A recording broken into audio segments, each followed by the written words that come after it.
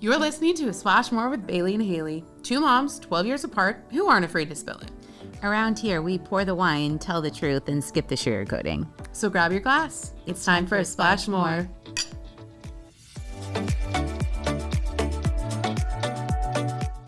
So Phylicia frozen. There you go. With their tea, have you? You are frozen. Wait, with your tea. am I still? No, I'm back. I have to be back. You're good now. So Phylicia is somebody very near and dear to my heart. And yes, she is someone that I'm sure she can add on to this, but we met a while back. Gosh, it's been probably 10 years? A little less than 10 maybe. Yeah. And I think I told you this story. I was going through this leadership program and I was asked to be a coach, and Phylicia was in the room when they were like deciding who was going to be whose coach. And I didn't know anything about her because there's a group like prior to this leadership course that I wasn't a part of her journey. So I had never met her before. Okay. And she saw me like go through the early stages of leadership before you were assigned your coach. And I remember she ran up to me at the end of this first like moment and she said to me, "You're going to be my coach. I don't know like why, but you're going to be my coach and I'm going to be on Broadway." And I remember just being like, what is going on? And I was like, okay, like, people come up to you all the time in these settings or like working in the music industry and they're like, "I'm going to be famous one day." And I hate to say it, but I was like, all right, like, I love you. I love your energy. And I was already on board with being her coach, but it was more like, okay, how am I going to coach her through this conversation? Sure enough, she is on my team. And then she's like, "Oh, and I'm on the national tour of Lion King." And I was like, "Oh, so you're like actually already doing it. Like this is happening already." And she is someone that truly like says she's going to do something and does it. And she gets herself into spaces that most people might have, I don't know if given up is the right word, because I feel like you've been consistent in working.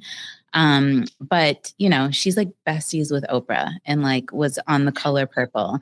And she's going to say I'm over dramatizing her relationship, which I probably am a little bit, but Oprah does know who she is very well and vice versa. She was on The Color Purple. She had a very big role in that movie and is now on Broadway in The Lion King. So what she said to me actually happened. She's done a bunch of other things too, writer, all of the things. So I really, that's the career part of it. On the other side of it, she's just one of those souls that you would be very lucky to meet. She is an advocate for people. She is someone who just constantly is shining a light. So based off of everything that we talk about in the Naturally, she conversations. belongs on A Splash More. Exactly. And I will say, I, of course, being the social media girly, did a deep dive on your social prior to this pod today. And I was already getting so much of that energy from what you share on social media, which I love because I am a very like real, raw, relatable, authentic voice on social. And that's exactly the vibe I got from you, which was really fun for me to see. I felt like I knew you, which is what I hope for people to find when they find my page as well. But you just had a very welcoming, warm energy. And I really find that powerful, especially when people are working in like a creative performing space, because I think it's so amazing to like know these people behind the scenes, right? Continue to do that on social because I really enjoyed seeing that and getting to know you through that space. Yeah, she is a star through and through and has a wonderful heart to boot. So finding the balance of both those things should be more present in our world, but I feel like it's not. And I think it's a good segue into bringing up what we're going to talk about today. And before, this is the first time I had like a little bit of anxiety before, like the night before. I'm like, okay, how am I going to bring these things up? And Phylicia and I actually talked about this a little bit before the actual recording of the podcast, because I just wanted to make sure I did it justice and I said the right things. And I, that's just who I am. So I kind of gave into it this morning, and I'm just like, I'm not going to write down, all of my points and my topic points and all the things, because I just really want to have a natural conversation between two white women and a Black woman. And that is really really the point of this in regards to being a splash more. I think we talk a lot about stepping into a world really where it's constantly telling women to be less, to be smaller, to be quieter. And Bailey and I are really trying to step into a role where we're encouraging women through stories to not behave like that and to be the loudest, brightest version of themselves. And not only that, break those barriers of what could be the extra, because it's really in that extra that people create amazing things on the planet. And we need more of that. But it's also scary. And so I think we understand that as women, and I'm sure you understand that as a woman. But what I've really spent time understanding and learning is adding a whole other layer to it, which is color and being not only a woman, but a Black woman. And I really want to have an honest, authentic conversation of what that means to you and how it's come up in your life, and just really dive into ways that we can I don't know if support you is the right way to phrase it, which is another thing that I say. I'm like, that sounds so condescending because like, what can I do to support you? But we're trying to break down barriers for women as women. I also don't want to be afraid to break down barriers for women who also I can't necessarily relate to in that regard. So I'm going to stop rambling a little bit. I really want to just, bring it back to you, let you sort of, talk about yourself first, but also I just really wanted to like lay the groundwork for what we're going to talk about today. Yeah. Thank you. I just take a breath. Like it's all going to be okay. Like we're just, I know. It's okay. You're talking to a Black person. Like it's okay. It's all going to be great. I love you. There's very little you can say to offend me. I know. But do you know, we see, I knew she was going to make me giggle on That this, gave but me also, life. yes. I was trying Yes. very hard not to interject and be like, I'm Black? Like what? Oh my God, I didn't know. Yeah. I don't know where to start. Well, like I would love to know, just since I'm the newbie here, and obviously a lot of listeners will be, I would love to know just who you are, more about you. I'd love to know like your journey into theater performing. Like, was that something you always wanted to do? And then kind of lead us into maybe, what it was like to get in The Color Purple, what led to the tour to Broadway, et cetera, and just kind of start us there. So I am 3 out of 4 girls born of Congolese immigrants. So I have severe middle child syndrome. And to your question, like, did I always want to be an actor? Yes and no. I think what my mother instilled in us was like, whatever you do, you have to be the best. You have to be great at it. Because I really wanted to be the first woman president of the United States. Like that was the first big dream I had. Yeah, I was like, oh my God, I'm just like, I want to do it. That There's man's still doing. time. Bill Clinton. Hello. There was like Honestly. a small piece of me when Kamala lost. I was like, is it me? Oh my God, it's because it's supposed Yeah. to be me. Yep. It's supposed to be me. Like, oh You God. couldn't be Kamala because it was supposed to be me. Oh, I just gotta wait another like 10 years, like, and I'll do it. Love it. But the arts was not something we really spoke about in my family. It was like literally my sisters have the ideal first gen jobs of a doctor, a lawyer, and an engineer. Like they got them. And I was like, well, what am I gonna do? I need something for me to like find my own lane. And I was just obsessed with Raven Simone.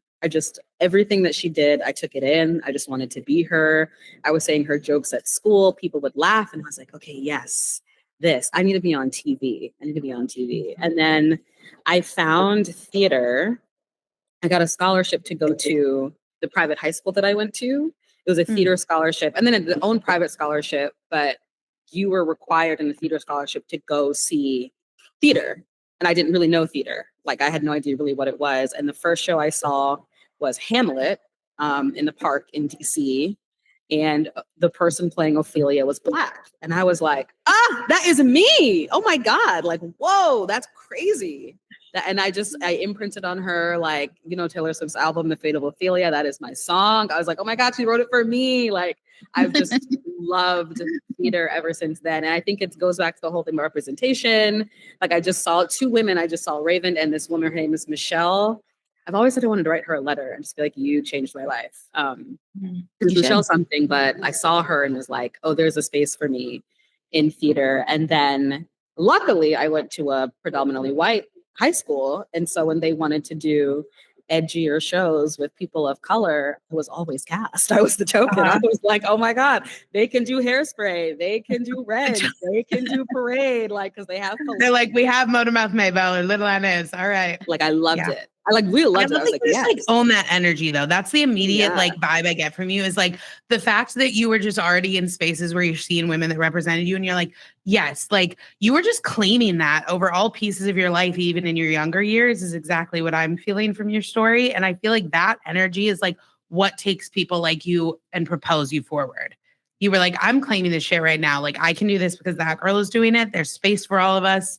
Like, well, and I love that you looked at it as like a positive. Like you didn't look at it as like a negative, because the story could go either way, right? You could be like, like they're doing these roles just because I'm here. Like, what is the story behind it? But instead you're like, this is super powerful. I get to like be in this production because I came to this school, and let's be real, like she's ridiculously talented. Oh, I can imagine. Voice is insane. I can't wait to come see you. Token or not, she probably would have gotten the roles, but it's just the like mindset around it, which I'm sure has opened a lot of doors for you, because you are coming into it with a positive energy. Yeah. Right. Yeah. Well, there is that side of it too, where it was like, oh, I'm never the lead. I'm always like the friend or the main soloist of this, but never like the girl on the poster, which I had to deal with. But I was like, we're just happy to be cast. I was like, okay, I'm just happy to be cast. And I'm clear if I have one line, I'll be stealing the entire show with one line. And that's what I would do. Yes, queen. I relate to that very fiercely, by the way, just on like I don't know how much Hayley mentioned about my history, but like there was a reason Hairspray was my dream show, because I was the token plus size girl. And it was like, oh, well, the only role to play in a bigger body is Tracy in Hairspray. And like, I felt the same though. It was always like girl next door energy, solo in the choir. Cause like that, I was the bigger girl. So I didn't get cast as the leads. And like, look at us now. Yes, exactly. I'm trying to think what else. And I went to college for theater. It was the same situation. I had a school picked out with my mom that I was going to go to since I was younger. And then heard about a theater school that also allowed you to take classes, like regular gen ed classes. And she got behind that. She was like, okay, if you get in there, sure. I think we were all kind of thinking I wouldn't get in. And then I got in. And she was like, oh God, okay. If they give you money, you can go. I emailed the head of the department and was like, this is a situation. You want me, but my mother is very clear. She will not pay for a musical theater education. What do you have? They gave me money, so I got to go. And then there, interestingly enough, I wasn't the token anymore. It was unheard of, but there were 4 Black girls in one class, and we all came from spaces where we were the only Black person.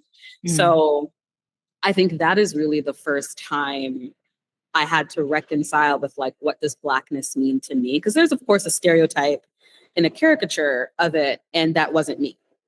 And so I would get called like, I'm sure you maybe heard this term, like an Oreo, or like Phylicia is like a white passing Black person. Or if you hear her, they're like, oh my God, I thought a white girl answered the phone. It was like things that were said about me. And at first I was like, okay, these people like me, like cool. And then I had a friend, she was Black, her name's Nasia. She's like my sister. And she was like, that's not okay that they're saying that to you. I was like, it's not? She's like, yeah. And no, in other spaces with people like us, you would just be like accepted. And you're just like normal. Like there's no joke about you. Like I recognized that my Blackness was becoming the joke. And then so stopped allowing that. It took a second, but I stopped being like, okay, you can't call me an Oreo. Like that's not, I'm just existing as a Black person. And then I do think everything aligns with who I am and what I'm doing, because I was actually, when I was graduating school, up for 2 shows. I was up for Les Mis on Broadway and the national tour of The Lion King. And just because of my training and where I came from, I wanted to do Les Mis. And I would have been the only Black person in the cast of Les Mis. And that's the comfort. I was like, yes, I'm going to be in that show. And then God and the universe gave me The Lion King, where I walk into a space and it is everybody here is Black. And I was like, oh my God, I don't know this. I don't know what this energy is. Like everyone just feels comfortable all the time. No one's like on edge or worried about what they're saying or worried about how they're being looked at.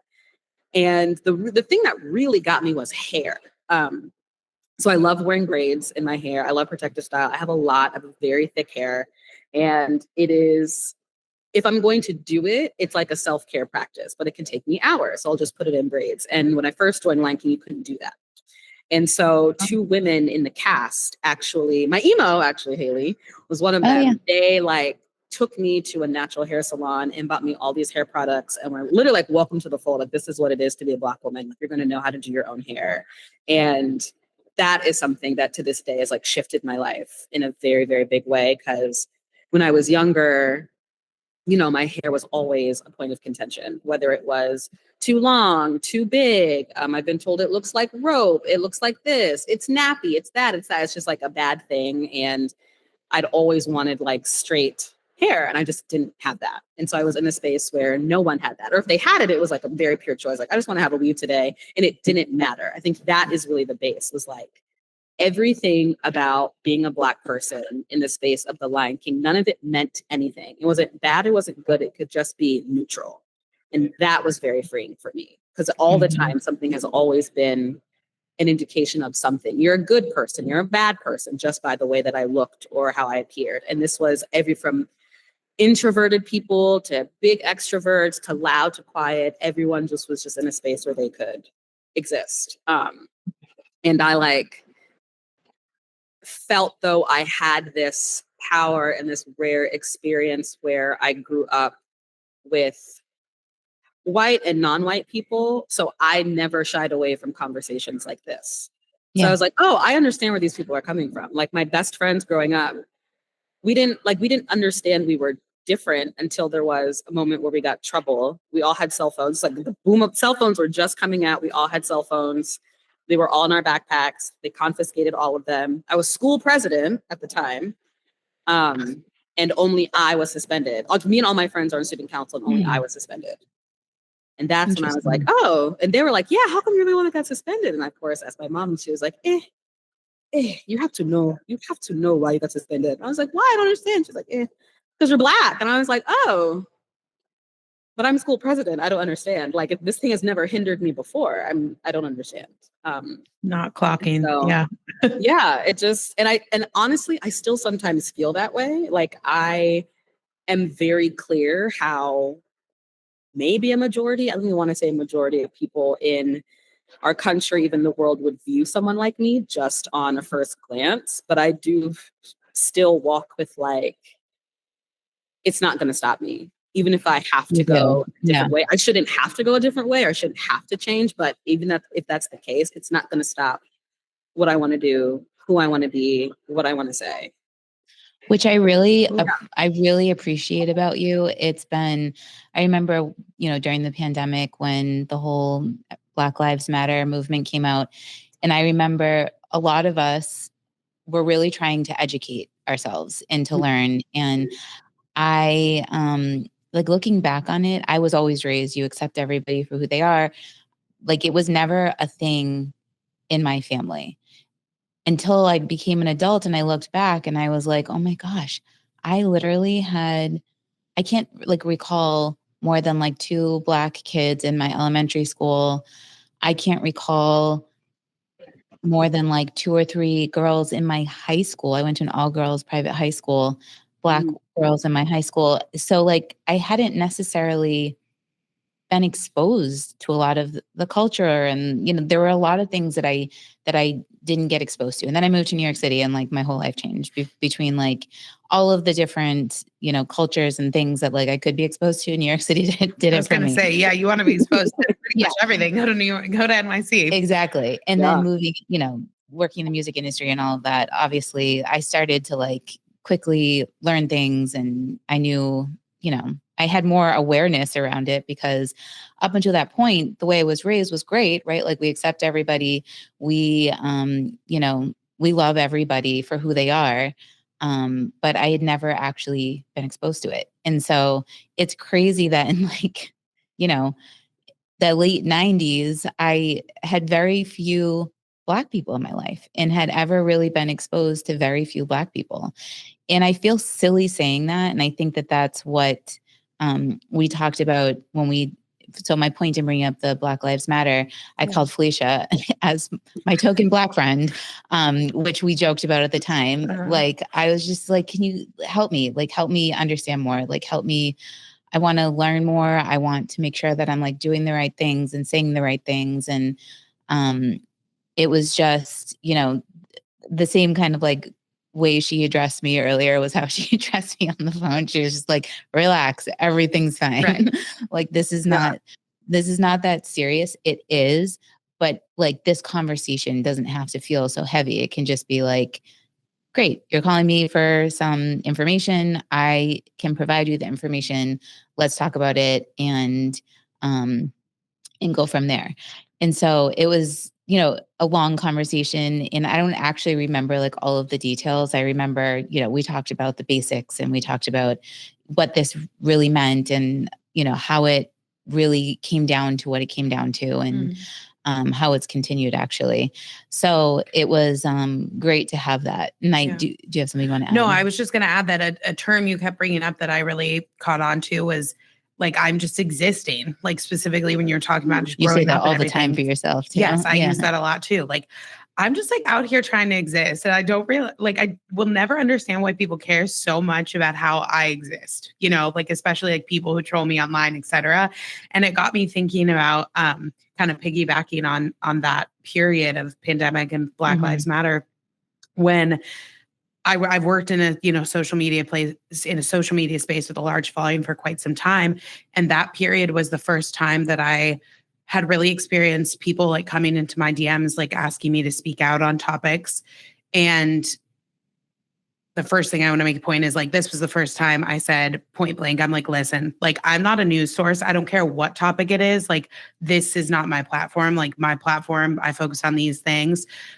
But there was this huge disconnect with like, when I would say that, people thought that meant that I didn't care, where versus for me, it was more so this point of like, I've already been existing, like doing things like educating myself on those topics, welcoming those people into my life.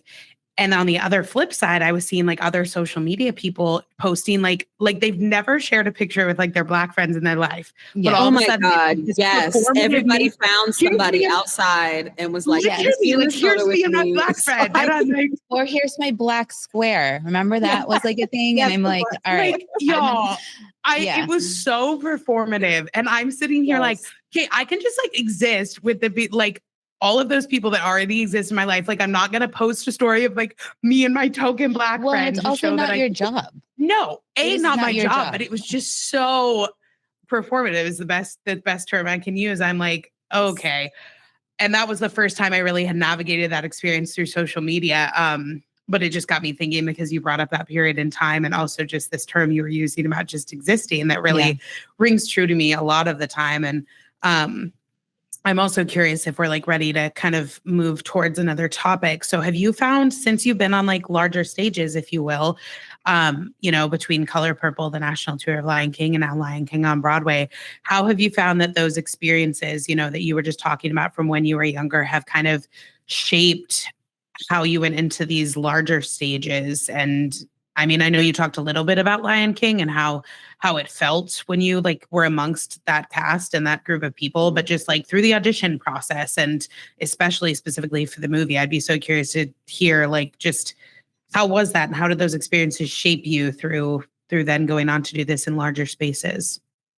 I think we can talk about Color Purple first because that feels like the biggest one. Like I like knew deep down inside, I didn't think I was beautiful, but I didn't know that I really walked the earth as though I wasn't beautiful until I was in the shoes of young Celie. Like I had actually auditioned for that when it came to Broadway that Cynthia Erivo was in, and then various productions afterwards. And I would always be like, I don't want to do Celie. Like, I just don't want to. And I didn't understand why, and no one understood why. They're like, what you're talking about? Like, you're perfect for it. Like, it's just your type. And I was like, I don't want that to be my type. Like, it's because she's told in the show she's not beautiful. And I was like, I can't have that reflected to me when I already believe that about myself. Wow. And then so having to play that part, I'm sure you've heard other actors talk about like it comes home with you, like your body can't tell the difference. My body really could not tell the difference between her and me for like 6 months of time. And I really, really had to pull myself out through, like, I had a therapist. I talked to a therapist like twice a week. Like once we started and I was like, it's going to be bad. Got a therapist, talked to her twice a week. I had friends and family, even castmates like Hayley, Bailey. She would tell me all the time how beautiful I was. And I would just go to her and be like, I don't know. I just feel like I feel this way. And she'd be like, oh my God, you're stunning. Are you kidding? I want hair like yours. And I want this like yours. But I also understand that that comes from her background, being in Black spaces and like growing up with people that she grew up with people that looked like me and I just didn't. Yeah.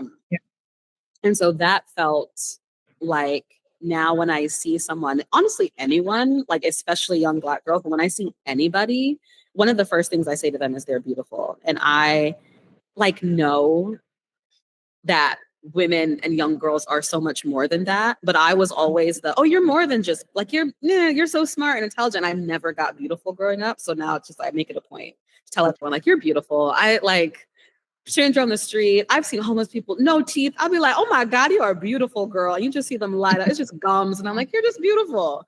Because to someone somewhere that is beauty. Like beauty is, there is no one way to be beautiful. There is no one way to bring light. Even people who bring light into the world are beautiful. And like, not to brag, but I was told today, like today was quite a stressful, I was in rehearsal and it was quite stressful, but someone was like, you just are always a light. I wouldn't know if you're having a bad day. Like, I wouldn't know that. And I was like, thank you. I am having a bad day. Like, I'm really stressed out. And she was like, well, thank you for carrying it this way because like you're inspiring me to like carry my stress differently. So I think that's a really valuable perspective too of beautiful, just because I feel like that word is so often only associated with physical attraction and like looks, period. And that was kind of the first time I've heard someone take that and be like, wow, that associates with just your light and your energy and how you show up in different ways. How you radiate. So I appreciate you touching on that. Yeah. And you do. I mean, I know you don't need me to say it because I said it to you since I met you, but she's like this ray of sunshine. So it is really hard to know when you're having a rough time because you're always just the energy, right? She's like always the energy. Probably why I love talking to you already so much because I am a similar vibe. Today's been hard, but I love to be the sunshine in the room. I'm the person who's like always making sure everyone feels welcome and like and safe and seen and no, it's absolutely the bubbly sunshine for sure. It doesn't mean I don't have bad days. I'm just incredibly aware that there is somebody somewhere that would kill to be in this position. Yes. And is having a much, much worse day than I am. And I'm like, that really just helps shift. I can honor how I feel, but I'm also like, let's just remember that I'm very blessed that a lot of this stuff is temporary. So we talked, in our like setup call about you stepping into these like massive productions. And I want to make sure we address the thing that we talked about, which is the bigger platforms that you found yourself in have predominantly been Black productions. And I know that you could do anything and everything. Anyone who's listening to me, she can do anything and everything. So, I want to touch on that because I want to understand like how that feels. Why is that the case? Are you seeking other platforms that are not necessarily rooted in that? And then on the flip side of it, I want to like talk about the initial point, which is we want to step into a world where women, Black women, all women, people are constantly like living in a world where they're just free to be who they are, no matter how big or small or bright or, dim they want to be each day, to be that person and opening up the barriers for them to be the extra. And so what would you tell young girls, young Black girls, about stepping into that extra? Like, how do they break down the barriers to the points that we talked about, which is, how to walk into a room, what you can say, what you can't say. So I want to make sure that is filmed here because we had such a great conversation about it. And I want to make sure it doesn't get missed here. Yes. I think to your first point, yes, I have done predominantly Black productions, and stories that are rooted in Black and African culture. And there is, I'll just be honest, like there is a part of me that's like, well, it's not fair. Like, I want to be in a rom-com and like not have it be labeled a Black rom-com. Right. Like, I want to be with Glenn Powell in a movie. I want to be able to do that. Yep. And then, you know, but I'm also clear about it. Like, I think there is such power in knowledge. And so the more that I understand how the game works, the more I can play it. Now, the dream is there's never a game to even play. I can just go audition for something and breakdown doesn't say blonde, blue eyes. And it's not me going in being like, I'm going to defy the breakdown because it says blonde and blue eyes. It's just like, Rachel is 30, blah, blah, blah. And she is smart. And it's like, okay, I know many people that can play that. And they're all different shape, sizes, and colors. Yes. And we're just unfortunately not there yet. I think it is definitely moving that way, especially as more people of color and disabled people, LGBTQ people get behind the table and start writing their own stories. But there is, of course, like, and I have dealt with this a lot this year, feeling like, how come I have to write my own story? How come no one's writing that thing for me the way they're writing for white actresses, the way in which, you know, I brought up 2 different actresses that kind of came out at the same time. And the white actress has been in a film, like 3 films every year. And then 1 is an Oscar winner. And she's been in like 5 in the last 12 years. And that's, the parts just aren't there. And that's just the reality of the situation. And I'm very lucky that I have a skill where I can write, but not everyone is that lucky. And it's when you're a Black actor as well, you unintentionally stand for all Black people everywhere, especially all Black creatives. So if your movie fails, what they take is that Black people don't sell films. We shouldn't cast that. What they say is, oh, the audience isn't there for Black people. It's just not going to work. Like, you know, that's why Wicked, my favorite thing in the world, is so amazing, because Cynthia Erivo is there, this Black actress, and they've always had this narrative: female-led films don't sell. They have, at least for this year, definitely broken the pre-sale record for 2025 of all the, and I think it's like in years, no one has sold as many pre-sale tickets as Wicked, with 2 women in the forefront, and one of them is queer and Black. We love to see It's it. amazing. Yep. Yeah. And it is like, It's so wild that in 2025, it still blows my mind that like these are still conversations that we're having. And it feels so cliche to say, but I'm just like, this is so crazy. How do we stop this from happening? And I know that in this room, between the 3 of us, we're not going to solve the, you know, all of the issues as it comes to like race, but I just don't get it. I'm like, why? Can I say something quickly? Because we talked about it on the phone about what's going on with me on TikTok. But I think it's like representative of all. You will understand this completely. Yes, I forgot that point. Please. So I posted a joking video about I love Wicked, the Wicked pre-sales, and I was like, if you're a new fan to Wicked, you can't go to an early screening. You gotta wait till Friday. It's like you have to wait till Friday. Yes. And I was like, honestly, preach, because all these people who came out in the first movie and were like at the red carpet premieres, and the first time they had heard of Wicked was the movie. I'm like, that was the first Broadway show I ever saw when I was 12 years old. Not like, for get you. out of here. Not for you. Yes. I was just like, it's just not for you. It's literally on my birthday. I was like, me and my friends have to get tickets. Like, just joking. Like, I'm very clear. I am not AMC. I'm not Fandango. I cannot stop you. You are Phylicia Pearl. I am. I could call somebody. I was like, I just can't. I cannot do that. So I was like, this is joking. I was in my bed. It was late. And all my people, my followers, people who were like the first day was up, people got it. They're like, you, like, preach, girl. Yeah, tell them to wait. Like, ha ha ha, you're crazy. A white creator who also does a lot of content around The Wizard of Oz and Wicked stitched my video. So the first thing that you see is my face, and it says, if you are new to Wicked, early screening is not for you. And then she cuts to herself and says, I do not agree with this narrative. I do not agree with this creator. I think she is part of the problem of gatekeeping in fandoms And I then go to my comments, and I had a notification. It was like 100 new comments. And I'm thinking like, oh my God, people love me. Like, yeah, my video popped up. Boo, let's go. And it is just all hate. Just, who do you think you are? How dare you? It got very racist very fast. Like, so yeah, I got a ticket. So what you gonna do? Like, I can't believe you, young Celie, you would ever say something like that. You should know. Someone said you should know better as a Black person. I was like, what? Oh my God. Yeah, just like calling me a flying monkey. It was just a lot. It was just a lot was going on. And I'm very grateful. I've done a lot of work, and I know how to regulate myself. And I was warned by somebody who DM'd me first. I don't know this person. They just followed me, and they're like, don't listen to that white girl, da da da. And I was like, what's he talking about? So that's when I went to go look at it.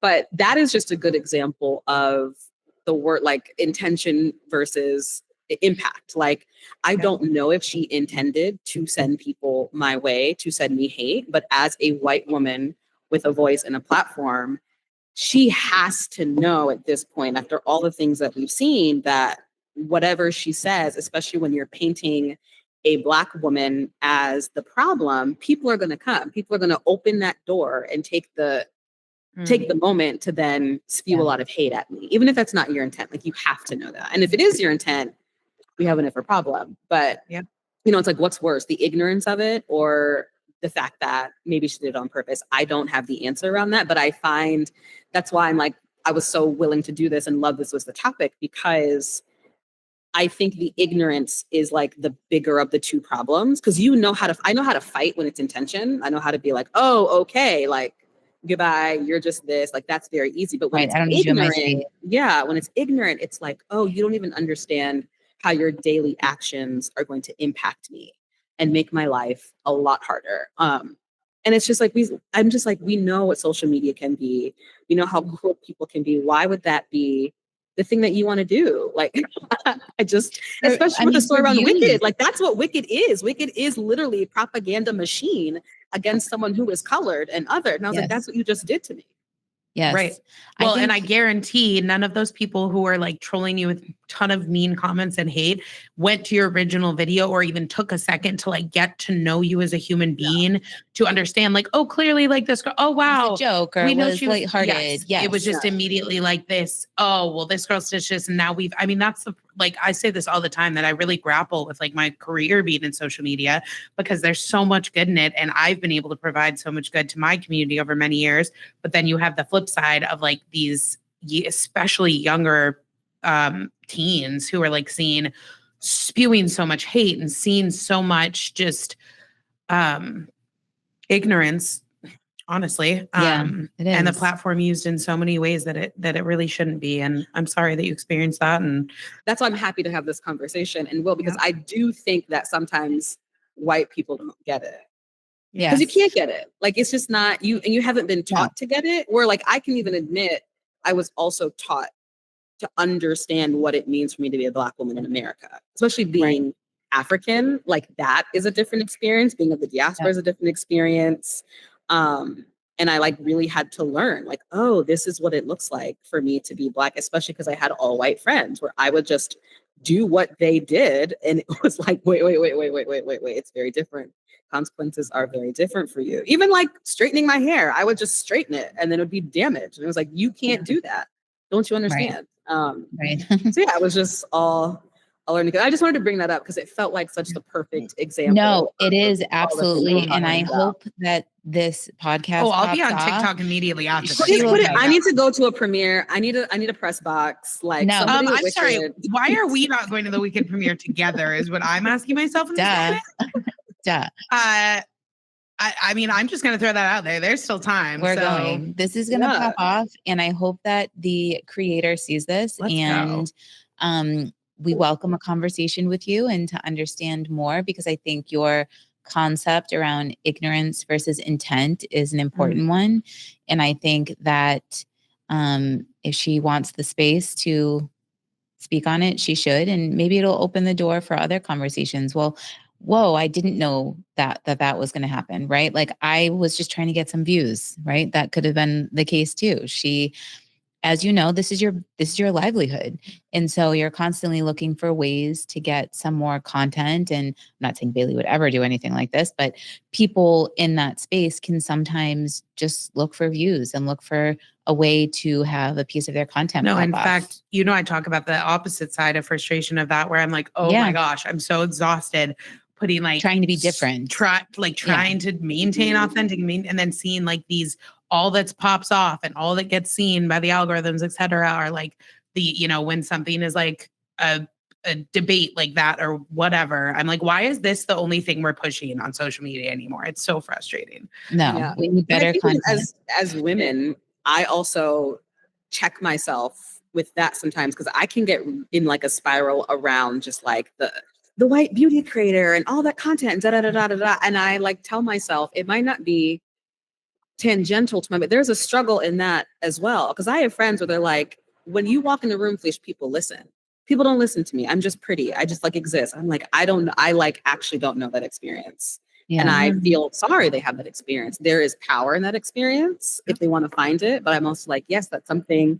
To the point about makeup. Like I have worked on myself that I feel confident without makeup. And I know plenty of people who could not walk the earth without makeup. And that is like a training and ingrained in them. So it's just even as there's just always something with womanhood. Like there's always going to be something, because we live in a patriarchal society. And I think my a splash more is just hopefully creating spaces and leading as an example, just to embody my full womanhood. I think this is not what we've been talking about, but I think there's been something around that with like being sexy. I used to think that was very unsafe for someone like me. Mm-hmm. And I think it probably is part of the Blackness. Like when you're a sexy Black woman, it's like you are sexualized, you are this, you are that, you are fast, you are all these things. They won't see me as intelligent. They won't see my power, but it's like part of who I am. One thing. Yeah, you can only be one thing. And it's like, I have to stop denying that when I walk down the street, people are going to look at me. Like it's literally just how I'm built. Like people are just going to look, and I don't have to make it mean anything. One day it can be nothing. One day it can be like, oh my God, sir, you're looking, can you buy, like, can I get that for free? And sometimes the answer is yes. Like I can use it how I want to, but it is a point of power and not something to shy away from. And so I'm just learning how to embody all the parts of myself at all times versus feeling like, okay, in this space I have to be this way, in this space I have to be this way, in this space I got to be like that. Because I've been doing that my whole life. Yes. Being a woman, there are so many layers. And then one of the layers being the color of our skin. And I really hope that we can find space to keep doing this and peel off that other layer of how do we approach this subject. And I know Can you I say have one more thing about approaching the subject?